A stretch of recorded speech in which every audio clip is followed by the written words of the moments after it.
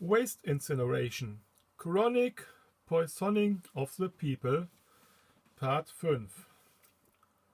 Slugs, ashes, filter dust.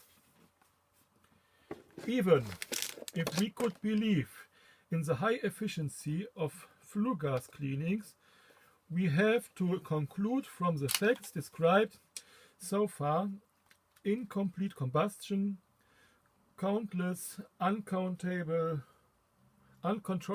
radicals, halogenation with a high degree of toxin formation, that it simply transforms the toxins from gases into solid slags, ash and filter dust. Could that be accepted without reservation? Certainly not. A. Slag.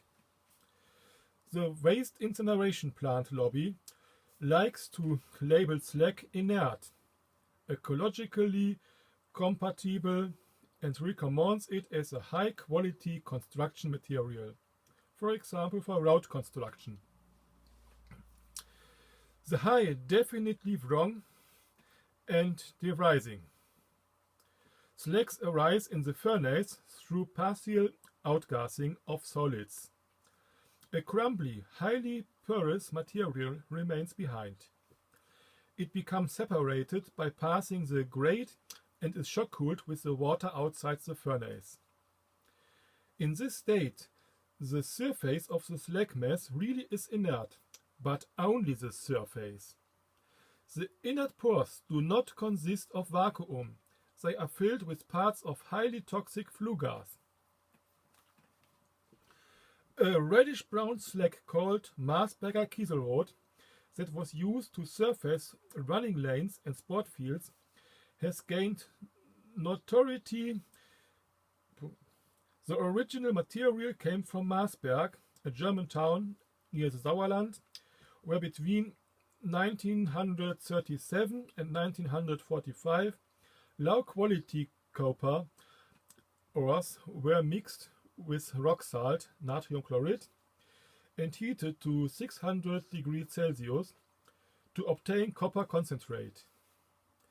At the beginning, the reddish-brown residuals were disposed in a neighboring slag heap. Later, until 1968, about 400,000 tons were sold to sport grounds as Kieselrot. Then it was recognized that slag particles break under the load of sports and under the influence of weathering, allowing emissions of considerable amounts of dioxides.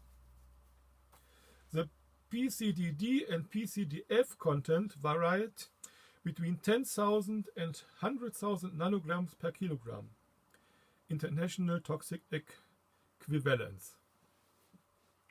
When our World Incineration plants praising slag inertization toxicologists were confronted with these and similar facts during public discussions, the only thing they could think of was to recommend vitrification of slag.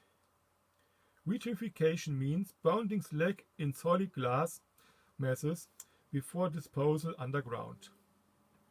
Of course, this idea has long since been cancelled as too expensive by the managers who have to ensure the growth of sales of waste incineration plants.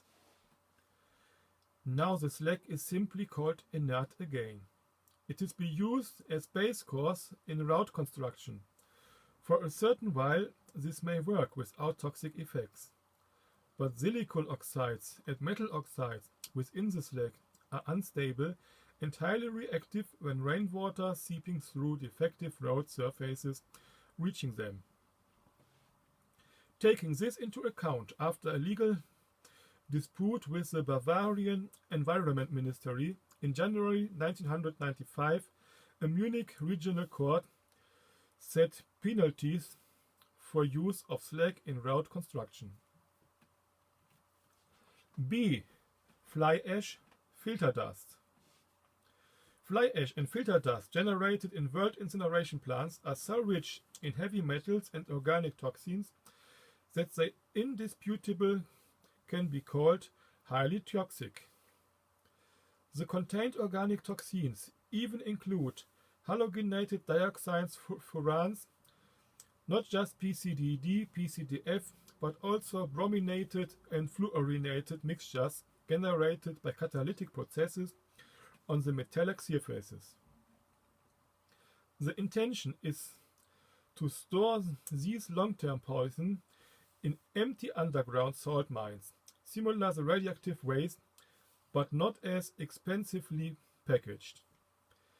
This gives rise to a long-term toxic problem due to the threat to groundwater, much to the same as in the case of nuclear waste.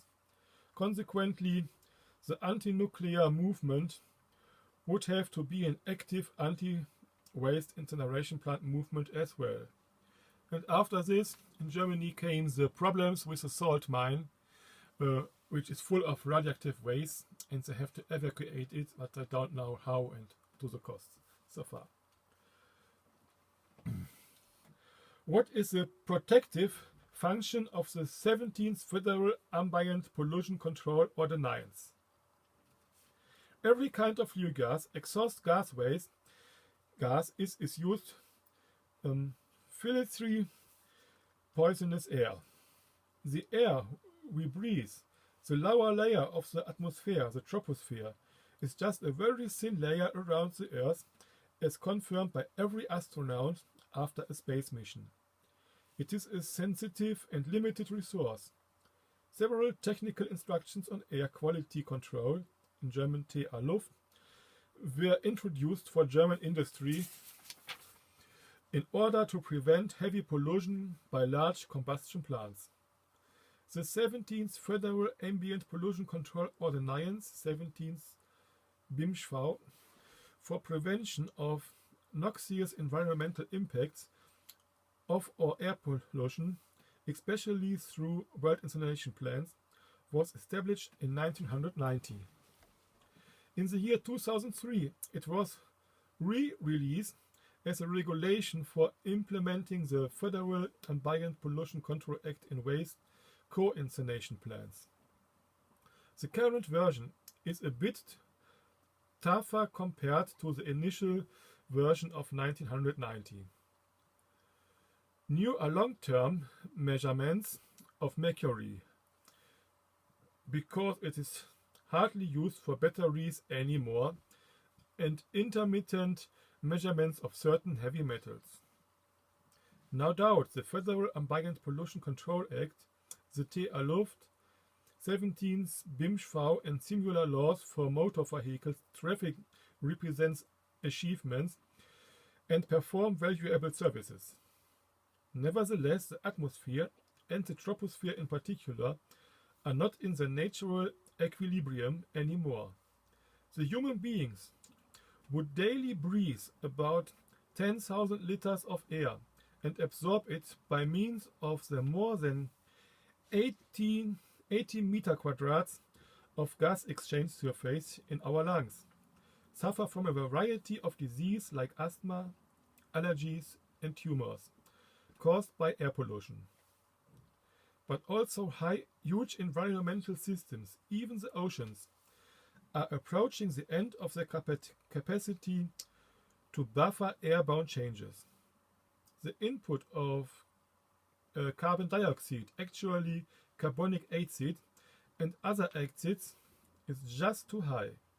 The oceans acidify, as clearly documented by the worldwide extinction of the corals.